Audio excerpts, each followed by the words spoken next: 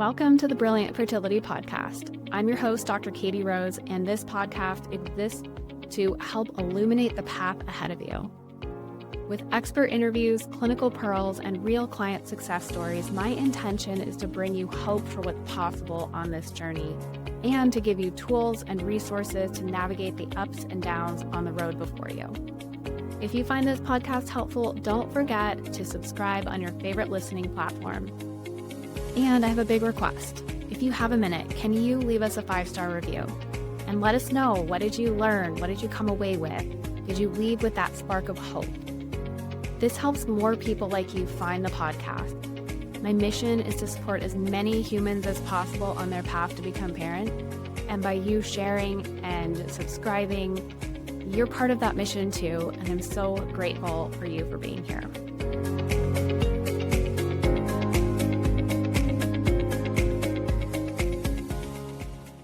Talking about faith when it comes to trying to conceive is interesting because when people have been through so much on their fertility journey, when the timeline has looked nothing like what they had planned in their mind, when there have been losses and so much hurt and struggle and fear, having a crisis of faith can be a pretty natural event. And I, as a practitioner, have definitely grappled with that question mark of, if there really is a God and they really want the best for us, like, why should anyone ever have to go through something as painful as a pregnancy loss or the death of a child or infertility in the first place? Like, feels kind of messed up. But one of my clients has encouraged me to share this story that I have about faith. And just for context, this client and I are preparing for her embryo transfer.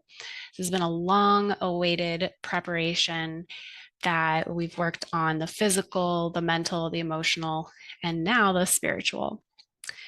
And how this has come about for her is, we realized as we were beginning to talk about the physical pieces of her journey that really needed support, which included, getting more sleep, getting better quality sleep, getting more antioxidants in her diet.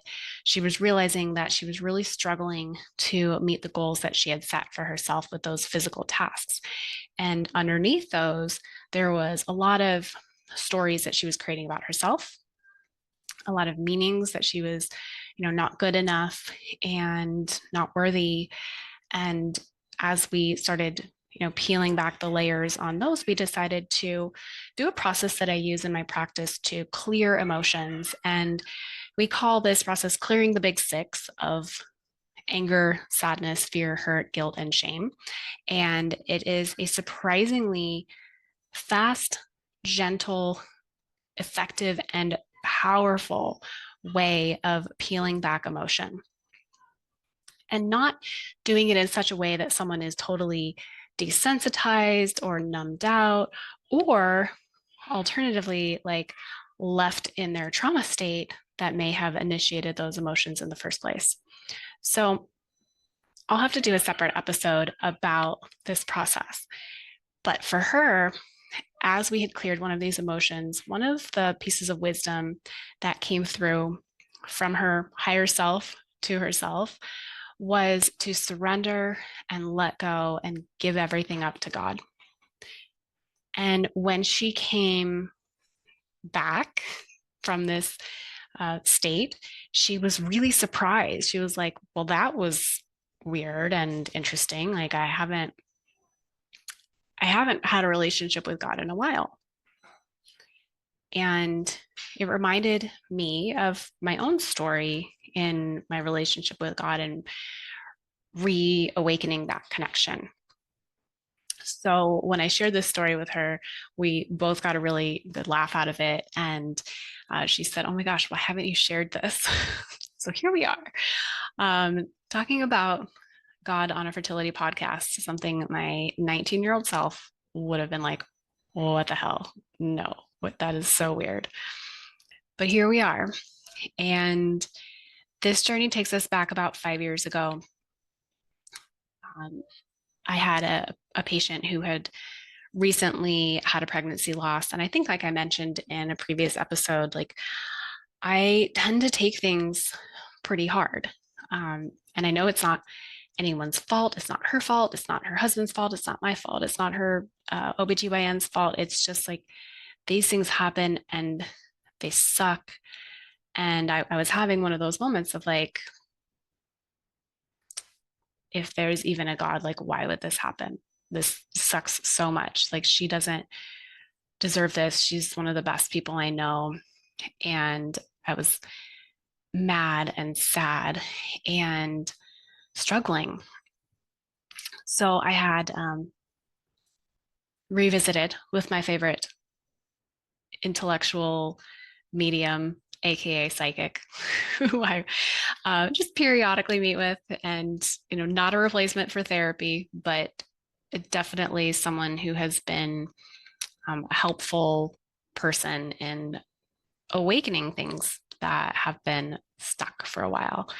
And she was like, well, the first thing that's coming through for me from like your angels and guides is that you need to be praying more. And I was like, what? Praying more? Okay. I don't even know what I believe in anymore. I had been raised in a Catholic family. I had gone to primarily religious schools, and what was really turned off by what I perceived as hypocrisy within the Catholic Church, um, hypocrisy within some sects of Christianity that, say like love your neighbor as yourself, but then like, oh, is your neighbor gay? Then nope, can't love them.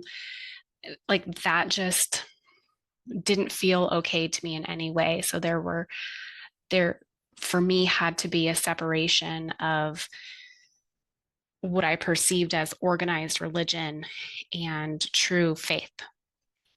So I had just kind of separated myself from all of it for such a long time that I really just didn't have that, what I would describe as relationship with God, or this, benevolent, all loving energy that I truly now believe connects us all, and have felt um, on countless occasions since I've committed to revisiting this for myself. But so her advice was, well, you need to pray more. And so it's just in a very snarky way. I was like, oh, okay, I need to pray more. And she said, yep, like would be helpful to ask for signs. So I was like, oh, if I'm gonna do the work, I might as well do the work. So my version of a prayer was this like very sassy, like, okay, God, I don't know how to pray anymore. So if you're really out there, could you just put something or someone in my path to help out? Okay, thanks. That'd be great. And I wake up the next day. I putter around, I check my Instagram, and I have a new follower. And mind you, 5 years ago, like I didn't have very many followers. I've grown my Instagram very slowly. And I maybe had a couple hundred. And honestly, most of them were people I either went to high school with or medical school with, or were like my mom's friends.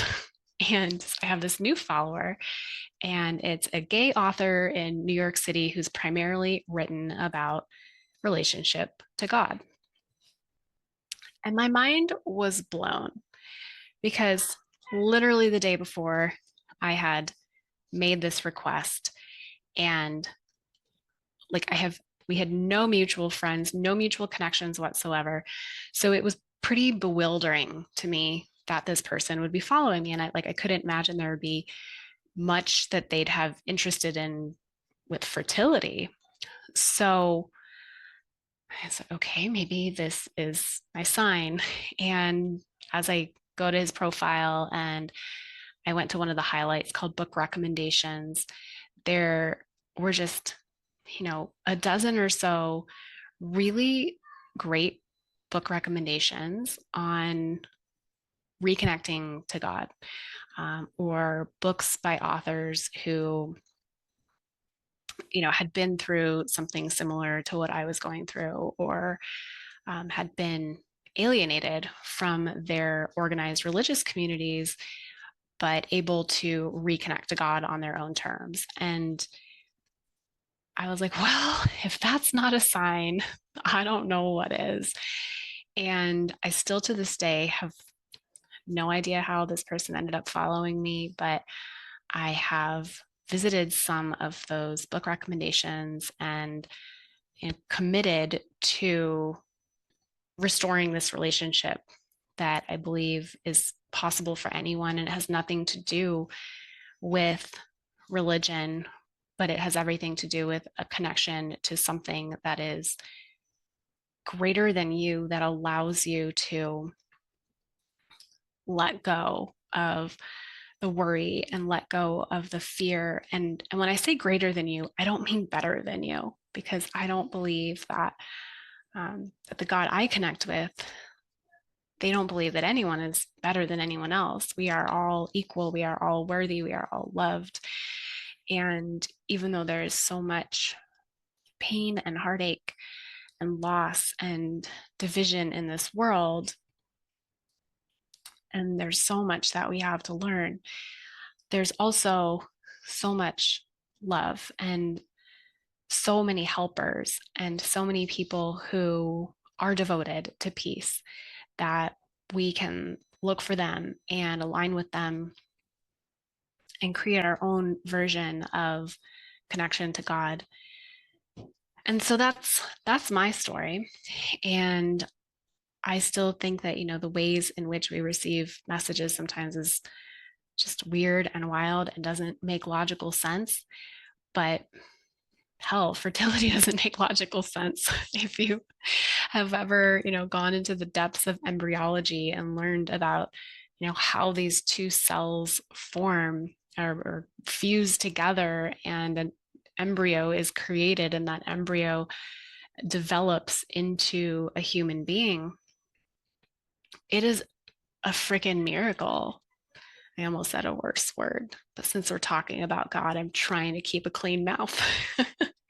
But I also believe God doesn't care if we swear, as long as we are being kind to each other. So that's just my version of how this relationship can play out. And I believe that you are all worthy and that you are all loved, and that if you have been brought here to this conversation, there's something for you here. If you've been looking for a sign, if you have been reaching for something outside of yourself, bigger than yourself, that could reconnect you to something larger than you, more loving than you could have ever imagined, that allows you to let go of fear and worry and to surrender, then maybe this is the start of that for you. I love you.